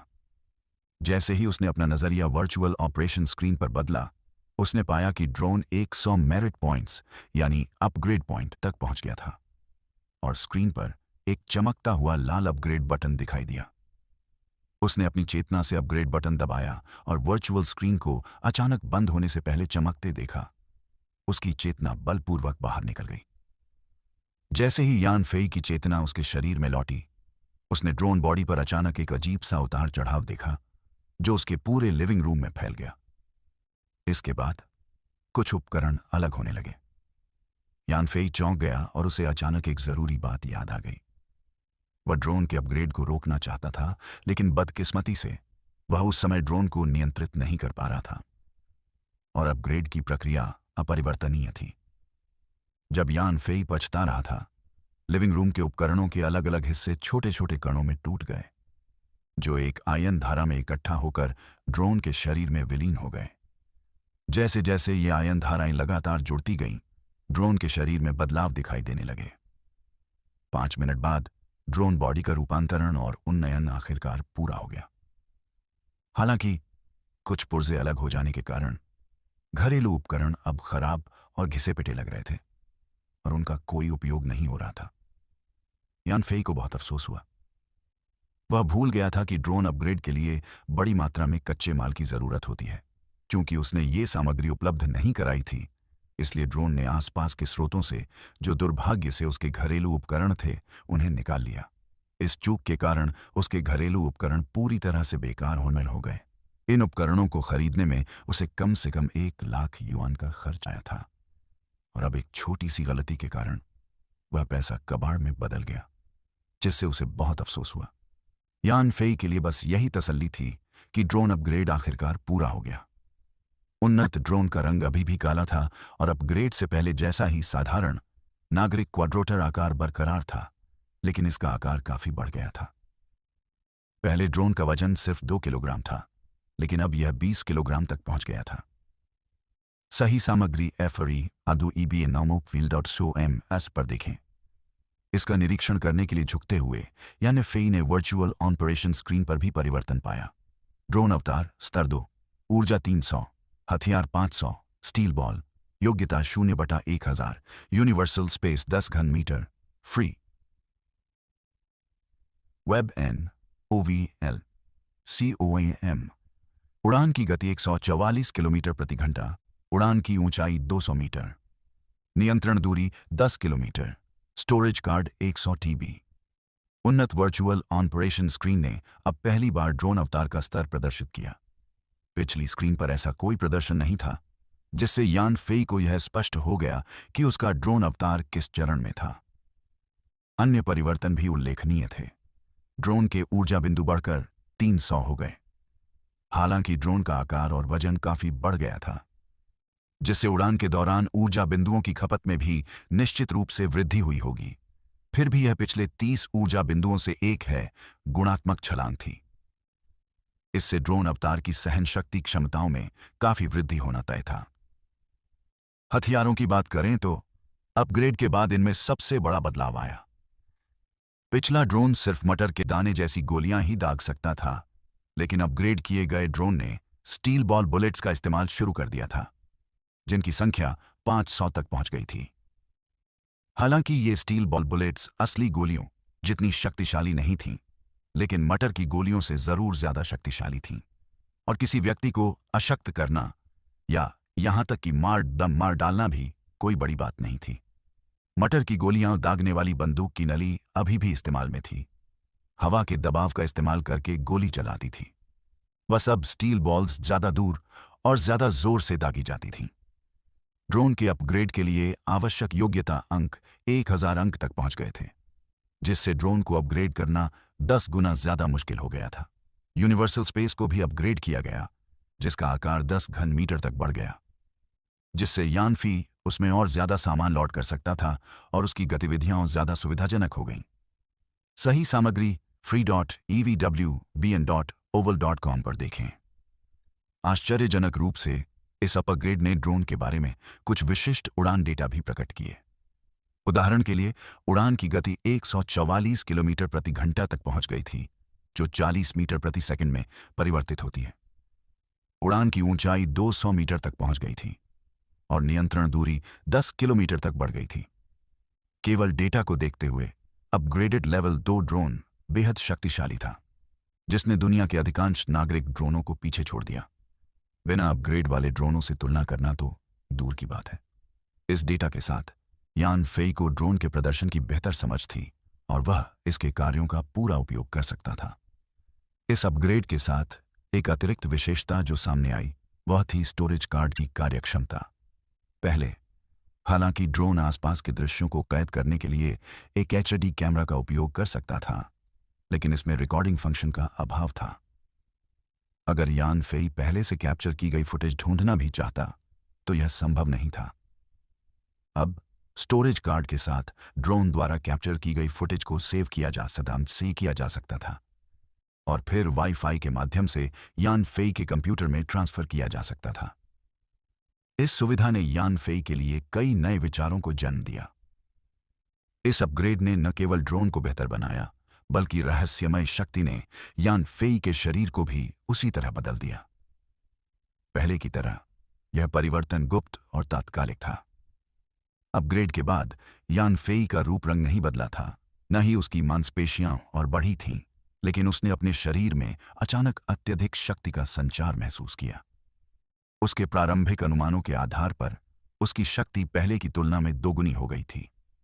दूसरे शब्दों में यान फेई की शक्ति अब उस वृद्धि से पहले की तुलना में 4 गुना हो गई थी। कुछ हद तक यान फेई को अब एक छोटा सुपरमैन माना जा सकता था। यान फेई का परिवर्तन सिर्फ शारीरिक शक्ति में वृद्धि नहीं था, उसके साथ साथ अन्य सुधार भी हो रहे थे। बस ये शक्ति में वृद्धि जितनी स्पष्ट नहीं थी और समय के साथ उसे धीरे धीरे इनका एहसास होने लगा। इस अपग्रेड के साथ ड्रोन अवतार और भी निखर गया। एक खिलौने जैसे गैजेट से एक असली घातक हथियार में बदल गया। इस घातक उपकरण और अपने शरीर को फिर से मजबूत करके यान फेई को किसी भी उकसावे से निपटने का आत्मविश्वास महसूस हुआ। बस अफसोस इस बात का था कि अपग्रेड में सामग्री की अनदेखी की गई, जिसकी वजह से 1 लाख युआन से ज्यादा कीमत के घरेलू उपकरणों का नुकसान हुआ, जो वाकई बहुत अफसोस की बात थी। लेकिन इस सबक को सीखकर यान फेई भविष्य में ऐसी गलती नहीं दोहराएगी। ड्रोन को लेवल 2 में अपग्रेड करने से उसकी युद्ध शक्ति में गुणात्मक वृद्धि हुई। साथ ही ऊर्जा बिंदु और स्टील बॉल बुलेट भी 100% पर वापस आ गए। फिर भी यान फेई ने रात में हीरो बनने के लिए बाहर जाने का फैसला नहीं किया, क्योंकि लेवल 2 ड्रोन थोड़ा भारी हो गया था। हालांकि वह काला ही था, लेकिन पहले से कहीं ज्यादा स्पष्ट था और आसानी से देखा जा सकता था। अगली सुबह यान फेई की भूख फिर से बढ़ गई थी। सौभाग्य से वह घर पर खाने के लिए पर्याप्त बन और उबली हुई ब्रेड साथ लाया था, ताकि दूसरों को परेशानी न हो। उसके पास कोई विकल्प नहीं था, क्योंकि उसका शरीर अभी अभी रहस्यमयी शक्ति द्वारा रूपांतरित हुआ था और उसे इस कमी की पूर्ति के लिए बहुत अधिक पोषण की आवश्यकता थी, जिससे वह और अधिक खाने को मजबूर हो गया। हालांकि उसे विश्वास था कि कुछ दिनों में उसकी भूख सामान्य हो जाएगी। सही सामग्री faftanariwebenovel.co पर देखें। नाश्ते के बाद यान फेई शारीरिक प्रशिक्षण के लिए जिम लौट आया। अपने पिछले अनुभव से वह जल्दी ही अपने शरीर की ताकत का आदी हो गया। हालांकि उसने पूरी तरह से शक्ति पर काबू नहीं पाया था, कम से कम अब वह अनजाने में ज्यादा जोर नहीं लगाता था। सुबह करीब 10 बजे यान फेई की इमारत के नीचे अचानक शोर मच गया। एक महिला की तीखी चीखें गूंजने लगीं। वह रोते हुए और साथ ही चिल्लाते हुए बोली, अन्याय, अन्याय! यान परिवार ठग है। उन्होंने धोखे से हमारी जमीन हड़प ली, जिससे हमारी रोजी रोटी छिन गई। अब मैं और मेरा पोता कैसे जिंदा रहेंगे? हमें अपनी जमीन वापस चाहिए। हमें खाने के लिए चाहिए। यान फेई ने झांका तो देखा कि नीचे आंगन के प्रवेश द्वार पर 50 साल की एक अधेड़ उम्र की महिला जमीन पर बैठी रो रही थी और अस्त व्यस्त थी। उसके बगल में लगभग 5-6 साल का एक गंदा सा लड़का खड़ा था, जो उस महिला को रोता देखकर जोर जोर से रोने लगा। राहगीर यह नजारा देखकर तुरंत इकट्ठा हो गए और देखते ही देखते भीड़ लग गई। यान फेई की भौहें तन गईं। उसे कुछ समझ नहीं आ रहा था कि क्या हुआ है, क्योंकि वह उस अधेड़ उम्र की महिला को पहचान नहीं पाया था। तभी उसने पास खड़े एक आदमी को उत्सुकता से पूछते देखा, बड़ी बहन, आपके साथ क्या अन्याय हुआ है? अधेड़ उम्र की महिला ने अपनी सिसकियां रोकीं और यान परिवार की इमारत की ओर इशारा करते हुए कहा, भाई, तुम समझ नहीं रहे हो। यान परिवार ने मेरे मुखिया का, जो पढ़ नहीं सकता था, फरेब से जमीन हस्तांतरण समझौते पर दस्तखत करवा लिए और जबरदस्ती हमारी जमीन पर कब्जा कर लिया, जिससे हमें वहां से जाने पर मजबूर होना पड़ा। फिर उन्होंने उस पर यह इमारत बना ली और हम अच्छी जिंदगी जी रहे हैं। जमीन न होने के कारण हमें वहां से जाने पर मजबूर होना पड़ा। हमारे पास रोजी रोटी का कोई जरिया नहीं बचा और जिंदगी बहुत मुश्किल हो गई। मेरे मुखिया, मेरे बेटे और बहू सभी गरीबी के कारण चल बसे और पीछे सिर्फ मैं और मेरा पोता रह गए। हमारे पास पैसे खत्म हो रहे हैं और जल्द ही हम गुजारा नहीं कर पाएंगे। हम बहुत दुखी हैं। यान फेई का मन दौड़ गया। उनके परिवार की इमारत 80 के दशक में बनी थी, उनके जन्म से पहले, लेकिन उन्होंने अपने माता पिता से इस घटना का जिक्र सुना था। आजादी से पहले उनका परिवार एक बड़ा पूंजीपति था और उनकी अपनी कंपनी थी। नए राज्य की स्थापना के बाद उनकी कंपनी का राष्ट्रीयकरण हो गया और उन्होंने अपना सब कुछ खो दिया। सुधार और खुलेपन के बाद राज्य ने पिछले कुछ गलत कामों को सुधारना शुरू किया। उन्हें जमीन का एक टुकड़ा और एक बड़ी रकम देकर मुआवजा दिया, जिसका इस्तेमाल यान फेई के पिता ने इस अपार्टमेंट बिल्डिंग के निर्माण में किया। उस समय इस इमारत के निर्माण में उन्हें मुआवजे के तौर पर मिली जमीन का इस्तेमाल किया गया था। फिर भी इमारत पूरी होने के बाद पहुंच को आसान बनाने के लिए पड़ोसी किसान की 5 वर्ग मीटर से भी कम जमीन का इस्तेमाल मुख्य सड़क से जोड़ने वाली सड़क बनाने में किया गया। इस कब्जे वाली जमीन का औपचारिक रूप से उदार आर्थिक मुआवजा दिया गया, प्रति वर्ग मीटर 10,000 युआन, यानी 5 वर्ग मीटर के लिए कुल 50,000 युआन, जो उस समय एक बड़ी रकम थी। सरकारी नोटरी विभाग ने एक प्रमाण पत्र भी जारी किया था। इसलिए सेकंड जी को देखकर यान फेई को एक आभास हुआ, इस अधेड़ उम्र की महिला को शायद झांग बाओचेंग यहां मुसीबत खड़ी करने और फिर उसे कम दाम पर अपना घर बेचने के लिए मजबूर करने के लिए लाया था। आखिरकार उस इमारत की कीमत 100 करोड़ से भी ज्यादा थी। और यह अजीब होगा अगर कोई उसे निशाना न बनाए, खासकर जब ऐसा लग रहा था कि वह अकेला है। यान फेई को हैरानी इस बात पर हुई कि झांग बाओचेंग के पास 30 साल पहले हुई एक घटना की जांच के लिए पर्याप्त संसाधन थे और उसने तुरंत किसी को काम पर रखने के बारे में सोचा जो उस पर दबाव डाल सके। अधेड़ उम्र की महिला का रोना इतना जोर से था कि यान फेई के अपार्टमेंट के किराएदार परेशान हो गए। शोर मचाती अधेड़ उम्र की महिला को देखकर वे सभी अनिश्चित हो गए। बाहर जाने की तैयारी कर रहे एक जोड़े को उस महिला ने पकड़ लिया और नाक से पानी और आंसुओं के मिश्रण के साथ चिल्लाई, यार, तुम निर्दयी यान परिवार, तुमने हमारी जमीन और खेत छीन लिए, जिससे हमारा जीना मुश्किल हो गया। हमारी जमीन हमें लौटा दो। हमें जीना है, हमें जीना है, हमें खाना है। ये जोड़ा बुरी तरह डर गया और जैसे ही वे आजाद हुए भाग गए। बाद में जब वहां मौजूद लोगों ने स्थिति के बारे में पूछताछ की तो एक रोती हुई महिला ने यान परिवार के कथित अपराधों का जिक्र किया और अपनी जमीन वापस मांगी। नतीजतन कुछ लोगों ने इस घटना को इंटरनेट पर अपलोड कर दिया और ऑनलाइन ध्यान आकर्षित करने के लिए सनसनीखेज शीर्षक जोड़ दिए। यान फेई अपने कमरे में वापस आया और पुलिस को बुलाया। 5 मिनट बाद एक पुलिस गाड़ी आई जिसमें एक पुरुष और एक महिला अधिकारी थे। दोनों अधिकारियों की डांट फटकार के बाद दर्शक आखिरकार तितर बितर हो गए और अधेड़ महिला ने पुलिस को आते देख हंगामा करना बंद कर दिया, बल्कि अपने बच्चे के साथ चली गई। हालांकि जाते समय यान फेई ने उसकी आंखों में एक विजयी मुस्कान देखी। पुलिस ने देखा कि अधेड़ महिला स्वेच्छा से जा रही है और अपने साथ एक बच्चा भी ले जा रही है, इसलिए उसने उसे नहीं रोका। यान फेई ने जवाब देने वाले दोनों अधिकारियों को पहचान लिया क्योंकि वे पास के थाने के स्थानीय पुलिसकर्मी थे। उस आदमी का नाम हुआंगपू था और महिला का नाम मियाओ होंग था। यान फेई अक्सर किराएदारों की जानकारी देने थाने जाता था, इसलिए वह उनसे अच्छी तरह परिचित था। सही सामग्री FREWMAB नॉवल COM पर उपलब्ध है। दोनों अधिकारी पास आए और हुआंगपू ने यान फेई से पूछा, छोटी फेई, यहां क्या हो रहा है? वह महिला कौन थी? यान फेई ने जवाब दिया, हुआंग भाई, मैं उस महिला को जानता भी नहीं हूं। मियाओ होंग ने पूछा, तो फिर वह यहां मुसीबत खड़ी करने क्यों आई है? कोई तो वजह होगी। यान फेई ने फिर अपने परिवार की संपत्ति का इतिहास बताया और कुछ देर सोचने के बाद उसने पिछली रात झांग बाओचिंग के आने का भी जिक्र किया और बताया कि उसने झांग बाओचिंग को भीड़ में देखा था, जिससे उसे शक हुआ कि उस अधेड़ उम्र की महिला को झांग बाओचिंग ने ही परेशानी खड़ी करने के लिए भेजा था। उसकी असली पहचान के बारे में यान फेई ने कहा कि उसे नहीं पता। हुआंगपू के चेहरे पर गंभीरता छा गई और उसने कहा, मैंने इस झांग बाओचिंग के बारे में पहले भी सुना है। वह माफिया में था और बाद में उसने सीधे रास्ते पर चलकर एक रियल एस्टेट कंपनी शुरू कर दी।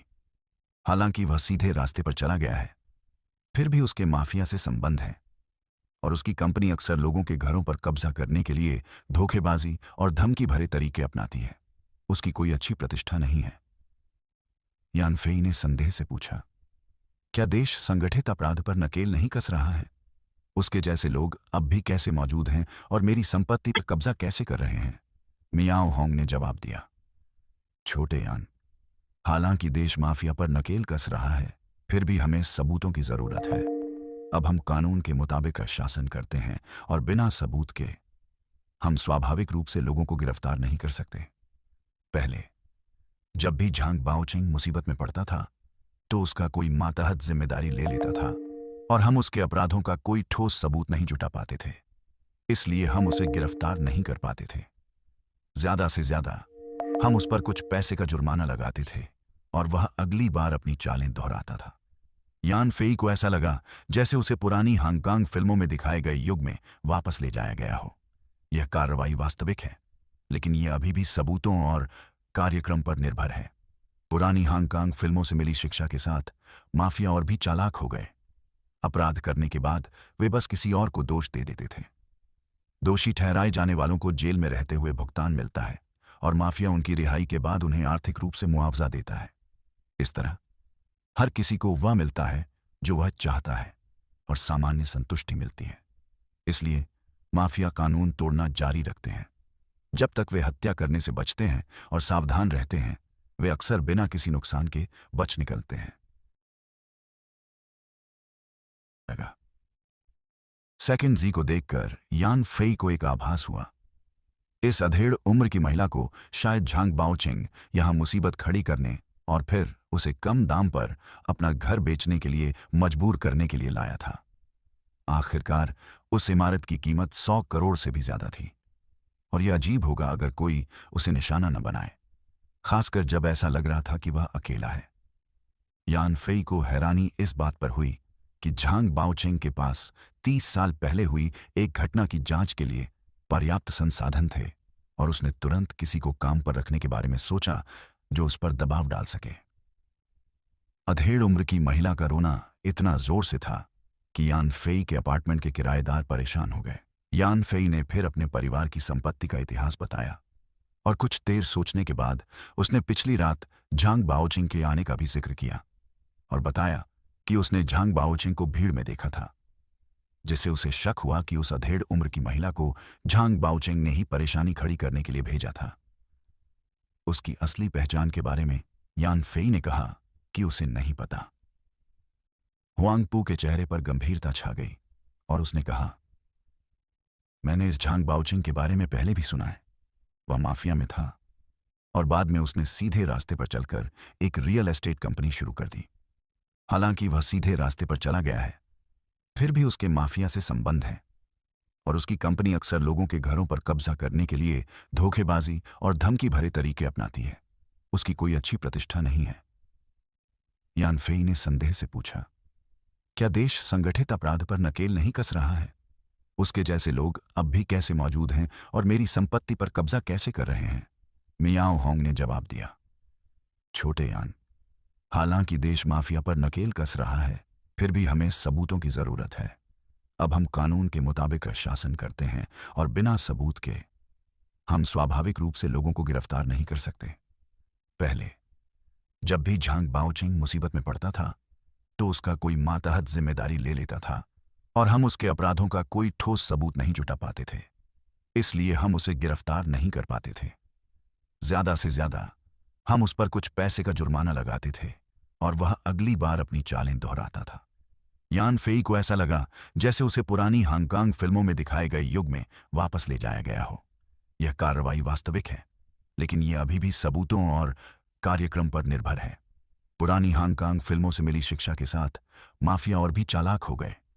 अपराध करने के बाद वे बस किसी और को दोष दे देते थे। दोषी ठहराए जाने वालों को जेल में रहते हुए भुगतान मिलता है, और माफिया उनकी रिहाई के बाद उन्हें आर्थिक रूप से मुआवजा देता है। इस तरह हर किसी को वह मिलता है जो वह चाहता है, और सामान्य संतुष्टि मिलती है। इसलिए माफिया कानून तोड़ना जारी रखते हैं। जब तक वे हत्या करने से बचते हैं और सावधान रहते हैं, वे अक्सर बिना किसी नुकसान के बच निकलते हैं। वांगपू ने आगे कहा, यह झांग बाओचिंग वैध व्यवसाय में लगा हुआ है, और हालांकि वह षड्यंत्रों के जरिए संपत्तियां हासिल करता है, लेकिन वह यह सुनिश्चित करता है कि सब कुछ पूरी तरह सुरक्षित रहे। पीड़ितों को डराने धमकाने के कारण हम बिना सबूत के उसके खिलाफ कार्रवाई नहीं कर सकते। एक पल सोचने के बाद यान फेई ने कहा, तो मुझे क्या करना चाहिए? मियाओ होंग ने सुझाव दिया, यहां का इलाका ध्वस्त होने वाला है। बातचीत शुरू होने के बाद अगर शर्तें सही हों तो मेरी सलाह है कि आप जल्द से जल्द हस्ताक्षर कर दें, मुआवजा ले लें और तुरंत चले जाएं। फिर दूसरा पक्ष आपका कुछ नहीं बिगाड़ पाएगा। हम इलाके में गश्त भी बढ़ा देंगे ताकि झांग बाओ त्सांग बाओचिंग के लोगों को कोई मौका न मिले। अपनी सुरक्षा के लिए आपको भी फिलहाल बेवजह बाहर जाने से बचना चाहिए। यह समय बीतने के बाद हालात सुधर जाएंगे। यान फेई कुछ असहाय महसूस करते हुए उनकी सलाह पर सिर्फ सिर हिलाकर सहमति जता सका। उसने हुआंगपू और मियाओ होंग से बस यह पता लगाने में मदद करने को कहा कि क्या वह अधेड़ उम्र की महिला उसी परिवार से है जिसने 30 साल पहले उनकी जमीन पर कब्जा किया था, जिस पर हुआंगपू और मियाओ होंग सहमत हो गए। जाते समय हुआंगपू ने यान फेई से एक हालिया घटना के बारे में पूछा, क्या उसने आसपास एक काला ड्रोन देखा था? हुआंगपू ने उसे निगरानी कैमरे से ड्रोन की एक धुंधली तस्वीर दिखाई। यान फेई यह देखकर चौंक गया कि यह उसका अपना ड्रोन अवतार था। रोशनी और रंग के कारण तस्वीर अस्पष्ट थी, जिससे पता चलता था कि पुलिस ने ड्रोन मामले की जांच शुरू कर दी है। इसलिए उसने दृढ़ता से अपना सिर हिलाया, यह दर्शाते हुए कि उसे इसके बारे में कुछ नहीं पता। दोपहर करीब 3 बजे यान फेई ने बाहर फिर से जोर जोर से रोने की आवाज सुनी। जब वह देखने गया तो उसने देखा कि अधेड़ उम्र की महिला उस छोटे लड़के के साथ फिर से प्रकट हुई, अभी भी अस्त व्यस्त जमीन पर बैठी फूट फूट कर रो रही थी। इस बार काले अक्षरों वाला एक सफेद बैनर वहां फैला हुआ था, जिस पर लिखा था, मेरी जमीन लौटा दो, मुझे जिंदा रहना है, मुझे खाना है। जल्द ही दर्शक फिर से इकट्ठा हो गए। भीड़ को देखकर अधेड़ उम्र की महिला और भी जोर से रोने लगी और यान फेई के कुछ किराएदारों का आना बजाना भी बुरी तरह प्रभावित हुआ। यान फेई नीचे गया, कुछ सबूत के दस्तावेज निकाले जिनकी उसने अभी अभी फोटोकॉपी की थी, उन्हें उस अधेड़ उम्र की महिला को दिखाया और कहा, मुझे नहीं पता कि तुम कौन हो, लेकिन यह घर मेरे पिता के कब्जे में पूरी तरह से कानूनी तरीके से आया था, इसलिए कृपया यहां कोई उपद्रव न करें। अधेड़ उम्र की महिला उन दस्तावेजों को देखकर दंग रह गई, लेकिन तुरंत यान फेई पर झपटी, उसके पैरों से लिपट गई और चिल्लाई, मुझे नहीं पता ये क्या है, मुझे बस इतना पता है कि तुम्हारे परिवार ने हम पर अत्याचार किया और हमारी जमीन